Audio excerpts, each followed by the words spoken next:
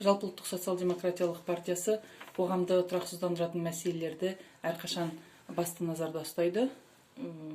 Партияның облыстық филиалы, Атырау облыстық филиалы бүгін жастар арасындағы жұмыссыздық мәселесін көтеріп, онлайн дөңгелек үстел ұйымдастырған болатын. Дөңгелек үстелге Атырау облыстық мемлекеттік еңбек инспекциясының басқарма басшысының орынбасары Әбуов Думан Әлиасқарұлы қатысты. Атырау облысы жұмыспен қамтуды үйлестіру және әлеуметтік бағдарламалар басқармасының, Атырау облыстық жастар саясаты мәселелері басқармасының өкілдері де шақырылған болатын.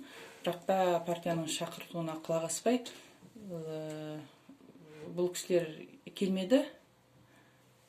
Жастар арасындағы жұмыссыздықты жою, мамандық таңдаудағы қателіктер, диплом бар жастардың жұмысқа орналасуындағы қиындықтар және жастар арасындағы жұмыссыздықтың алдын алу үшін мемлекет тарапынан атқарылып жатқан шаралар туралы әңгіме қозғағымыз келген.